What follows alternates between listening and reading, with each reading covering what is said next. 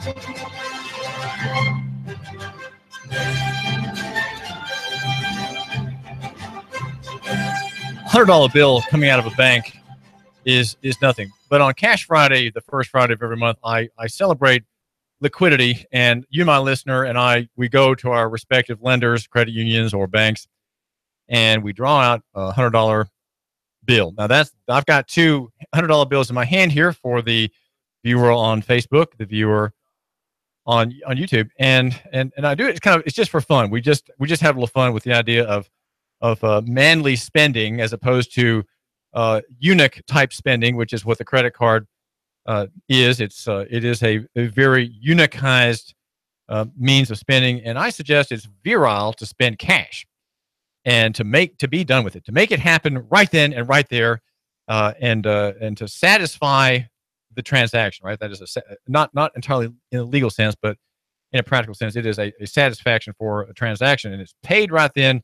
You spend right then, and the money goes to the other side, and there's no paper trail. There are no messy records and so on. It's a very satisfying thing to do, is to spend cash, and that's the first Friday of the month. Now we're not there yet, but I mentioned that because I wanted to highlight just for a moment for your notice what's happening in Catalonia, which is seeking independence from Spain. It is the wealthier part of Spain, and the independence activists from Crida per la Democracia, which is Call for Democracy, are wanting some action by the people. So the suggestion has been made this morning that they go to their banks, the main one being perhaps Santander, but there's CaixaBank, Sabadell, Bankia, and BBVA, and then of course Santander. My daughter in Manhattan is a client of Santander, so it's an international banking cartel, and Caixa and Sabadell are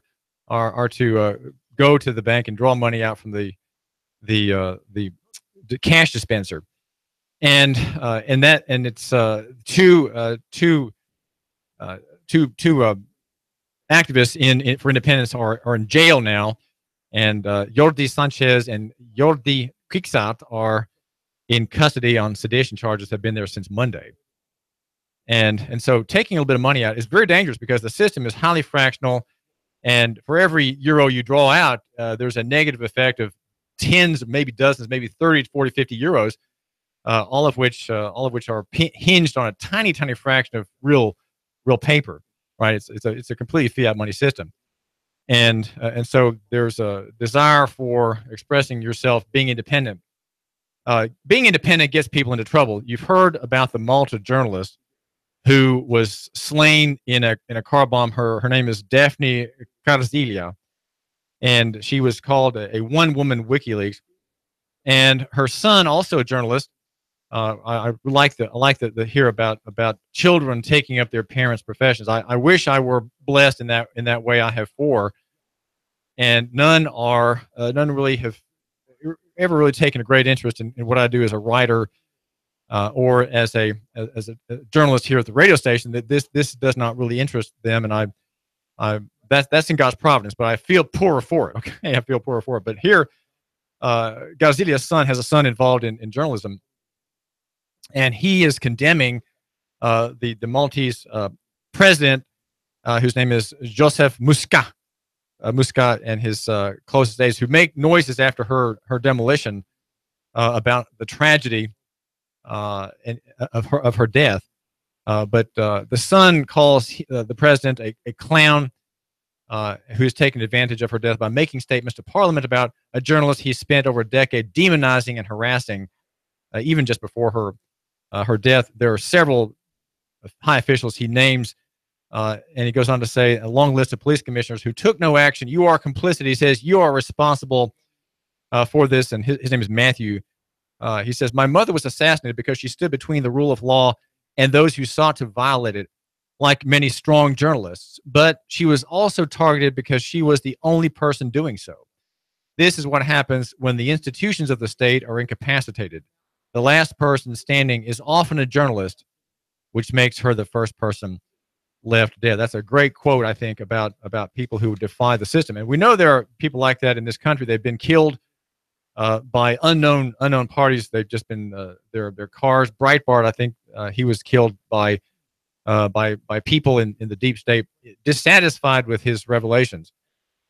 We are a people at war against the state and organized crime, which have become, the Sun says, indistinguishable. And that's what happened when you have a cartelization. You have where law is not impersonal anymore, and the marketplace is not impersonal but personal, which means, of course, that there are favorites, licenses granted, permissions given, decrees given, consent decrees given. That's when the law is made personal and private, and you don't have public law anymore. You have private law because it's owned by certain parties in their more or less private relationships.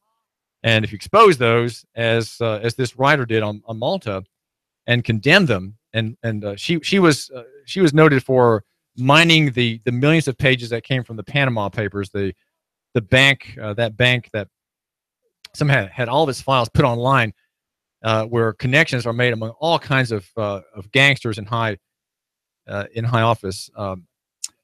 So just wanted to mention that the Sun says that the government offices are filled with crooks, imbeciles, and incompetents. If the institutions were already working, there would be no assassination to investigate, and my brothers and I would still have a mother. He writes. So that is the duty of the press, and let's hope that since we have the ubiquity of the cell phone, everyone has a cell phone, that there's going to be less and less of that as time goes on, and more people who care and who want there to be an airing of the news, right? That is to say, you, my listener, are my news source, and you can always say, if you're running your video on let's say you have an encounter with an important person, and you're running your video, you can say, well, this is going to Nooga Radio, right? This is I have a publication intent. You don't have to, but I would say that you could always elevate your standing by saying, I have a publication intent to film this, and this is going to Nooga Radio. Nooga Radio is going to get this file, so you need to not interrupt me. I'm here in public, in a public place. You cannot stop me, right? You cannot stop me. Nooga Radio will get it. David Tulis will get it, right, and he will publish it. So not that I'm afraid, and not that we have a lot of bad guys in the area. I probably have mostly good guys in the area. The good people are really good, right, in the area. Let's say, though the Hanson Melvin case provides a remarkable exception to that suggestion. There's a story by Matt Agarist about a man who's standing his rights. His name is it's in La Quinta, California, and the man described is one who is told to lie down. He's told to lie down on the ground because there's a man with some odd behavior in a car. And so this man, his name is Natividad. He's running his camera, and he's not lying down, though the officer has a gun on him. He'd committed no crime, yet when police chose to interact with him, guns were drawn, and he was told to get face down on the concrete. He non-violently refused to lie down because he knew he was right, and he knew that he had committed no crime. Of course, that doesn't go over very well. Another officer shows up, draws his pistol as well, and points it at Natividad. At this point, Natividad is incredibly nervous, Matt Agarist says, but continues to film and holds his ground, refusing to lie down for doing nothing wrong. And he says, he gives an interview. He says, we were on our way to, well, there's a long, not too long, but long enough to not read to you about this encounter. For guns pointed at you. Why does this happen? There should be no guns, right? There should not be any guns drawn unless there's an intention of shooting. And clearly, this is a case where you have people in traffic, even if they were there privately on the road and not in traffic, not in transportation. This is not an occasion to draw a weapon. This is America, he says. This is not a police state. This is one man talking to another. This is a man behind that badge. There is a man behind that badge. Be like a man, he says. That is a coward pointing a gun at me, he says on the tape. There's a quote in this story that, before it drops off, from Emiliano Zapata, a famous quote which I don't remember having read before. It says, "I'd rather die on my feet than live on my knees." There's more in this direction. Again, we have this sense of propriety by the public officer. Officers do not own the people, right? They do not own the people, and I think that we will be better served by the public officer, by the constabulary, if each member of said body respects others. There's a walking while black case out of Raleigh, North Carolina.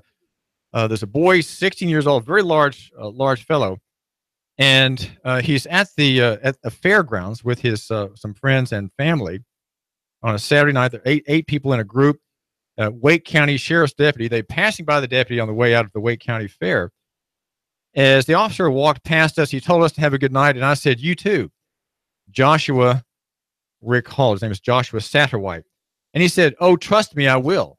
That was his exact words. He said, "Oh, trust me, I will." I had turned my back around and kept walking, and maybe 2 or 3 seconds later, he was behind me, and he was choking me, Joshua says. He plays varsity football at Enloe. Said the encounter ended with the officer tackling him to the ground, tightly handcuffing his arms behind his back. Joshua says he did not resist. It all happened so fast. He says, "I just remember my friend's reaction. They were saying, 'Get off him. What did he do? Get off him.'" Joshua recalls. No charges were filed, and Joshua was let go when the deputies, when he showed the deputies that he was only 16 years old. It basically said that the deputy was trying to get my son to leave, the mother says, and that he wouldn't leave. He kept stopping, his mother said. The deputy grabbed him by his elbow, and Josh snatched away from him.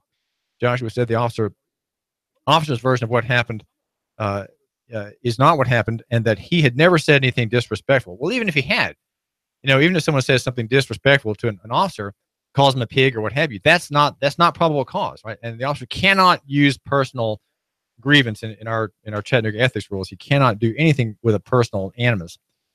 The issue is law enforcement has to understand you cannot go around and harass our black boys, black men, says the mom. You cannot do that and think it's okay.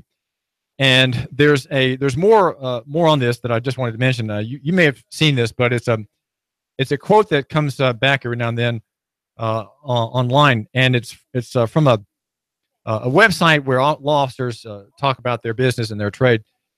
And in a post called "Tricks of the Trade, Let's Exchange," there's a description of people who speak up, right? People who make their views known. I have a method for getting people off the street who should not be there. An officer says, "Mouthy drivers, street lawyers, assholes, and just about anyone else trying to make my job difficult. Under my floor mat, I keep a small plastic dime baggie with cocaine in residue. Since it's just residue, if it is ever found during a search of my car, like during an inspection, it's easy enough to explain. It must have stuck to my foot while walking through San Castile. Anyways, no one's going to question an empty baggie." Thanks for calling. Caller, you're live on the air with David Tulis. What's on your mind? David Tulis, can you hear me okay? Yes, go ahead, Mike. I can hear you. Well, first of all, I've been watching you on YouTube while I'm driving, so I recommend that. Watch out. And also Facebook Live. I was watching on Facebook earlier. So, but I want to make a comment. It was your first hour about a politician and the Constitution. If their lips are moving, they're lying. That's a cliche. I've never met a politician that understands the Constitution or believes in it. They're all a bunch of big fat liars.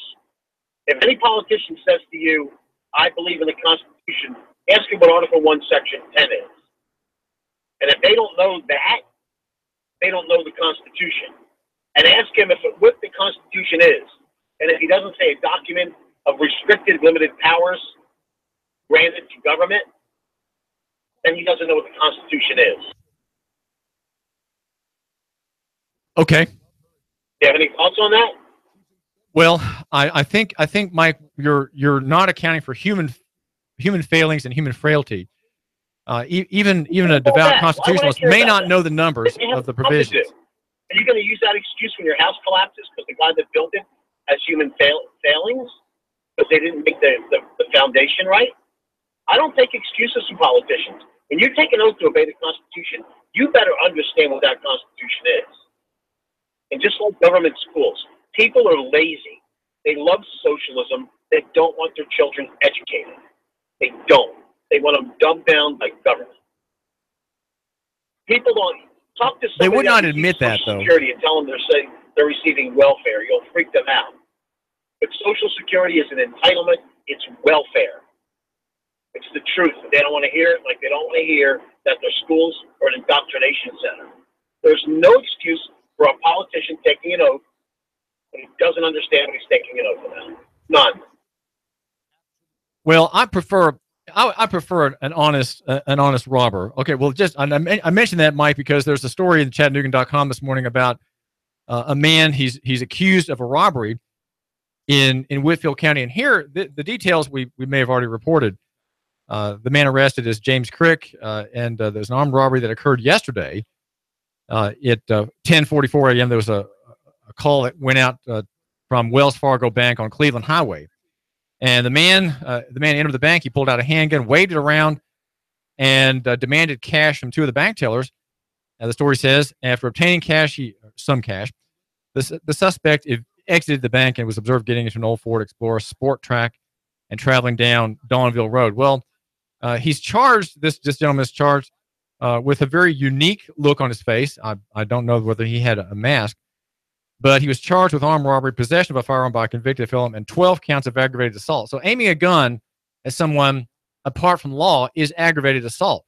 Now, I wonder about Natividad in the California story that I mentioned, if he would have the prosecutor on his side to say that cop should be charged with aggravated assault. That's what it is. It's aggravated assault. If there's no law, if the officer does not have law and does not have probable cause or reasonable cause to draw his weapon, then it's aggravated assault. You can't point a gun at someone and it not be that. So here's a private bank robber, and the enthusiastic prosecutor is charging him 12x because there were 12 people in the bank, all of whom indicated that he had pointed the gun at each one of them, at least momentarily.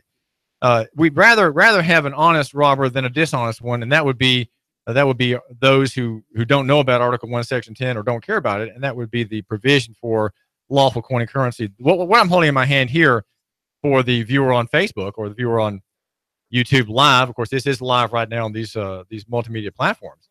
On Facebook, it's New York Radio.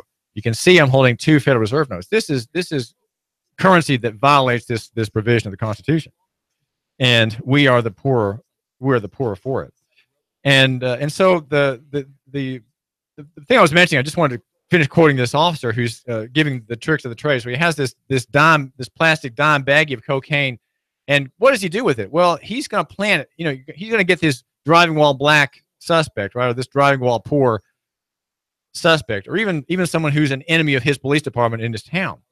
The residue is the key, because you can fully charge some a-hole with possession of cocaine, heroin, or whatever, just with the residue. So you hear that? So a cop can have a baggie that has some cocaine residue on it and put it in your car, and you're going to get charged. How to get it done, he asks. I asked Mr. Doe for his identification, and he pulled out his wallet.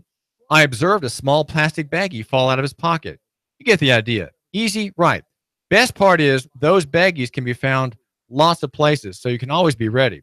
Don't forget to wipe the baggie on the person's skin after you arrest him, because you want their DNA on the bag if they say you planted it and fight it in court. So people don't even get to court. They just plea bargain. People who are innocent plea bargain to these things because they can't get out of the trap of the judicial industrial complex, even here in Hamilton County. In one case, a man pleaded guilty to the one of about 5 charges, the one that was least likely to stand court scrutiny, right? Even a bad lawyer could have defeated the charge of the one to which he pleaded guilty. So we know that there's a machine, a state-run machine, the PD, the Public Defender's Office, and Neil Pinkston, who is part of the Fellowship of the Finger, getting people to plea bargain because they can't withstand the terrible burden of being locked away for weeks, unable to pay the bond, and unable to make a defense. So they say, to end the ruin of my life, to end the ruin of my relationships back home, the loss of my job, the loss of my standing, the back rent that I have to pay, and I don't have money coming in, I'm just going to plea bargain. That's what we have. It is ungodly and it's unjust. Now, I want to ask you about immigration. Why was Israel, the ancient Israel, the Hebrew Republic, an open society? It was an open society because here's the promise. If you have a godly society where there is justice, if you have a society, a country, where there is genuine rule of law and equity in that law, then you will be a magnet for the nations. You will be a model for the nations, and you will be able to withstand immigration. A country that is broken down morally cannot withstand immigration. Immigration then is an invasion. Like the Visigoths, when they invaded Rome, Rome had already died. All right, the high ideals of Rome long gone centuries before, and no one was willing to defend it. They were, in fact, superior to what was left of Rome. And we shouldn't fear immigration here in the United States, particularly not even here in Chattanooga, if we have a superior civilization. If it is superior, then the people who come here will want to adapt themselves to it. Now, I want to just mention, a former spy. His name is Jack Barsky. I was hearing about Jack Barsky, and I just looked him up on Wikipedia. He was a Russian.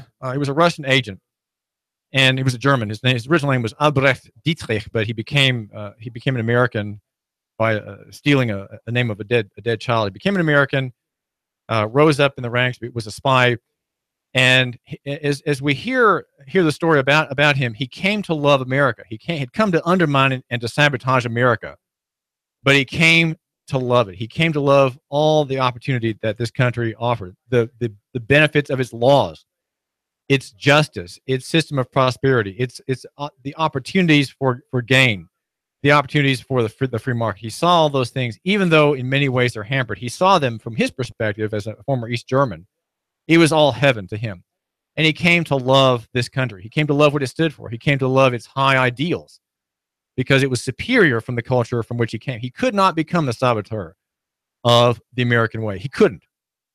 He wanted, in fact, to become a part of it. And so when he was finally caught on the Pennsylvania highway by the FBI, he was interrogated for 2 hours, and he immediately became an American. He immediately agreed to cooperate.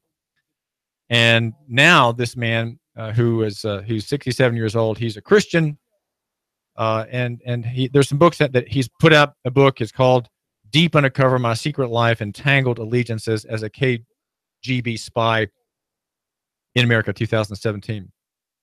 It's a new book, and our superior culture won him over. And Israel was an open society; it was an open culture because it had the law of God, which of course made it superior. And you can hear about the effect of this law in Deuteronomy 4. And it says, "Therefore be careful to observe them," God's commands. "For this is your wisdom and your understanding in the sight of the peoples, who will hear all these statutes and say, surely this is a great nation." Surely this is a great nation. It is a wise and understanding people. For what great nation is there that has God so near to it as the Lord our God is to us? For whatever reason we may call upon him. And what great nation is there that has such statutes and righteous judgments as are all in this law, which I set before you today? So Israel had God's law, and because it was an open society. And strangers, people of all kinds came to live there. In high places, even in the priesthood, there were people who weren't Israelite by birth. They became Israelite because they wanted to identify with that great law and that great nation. And what do those things bring? Justice.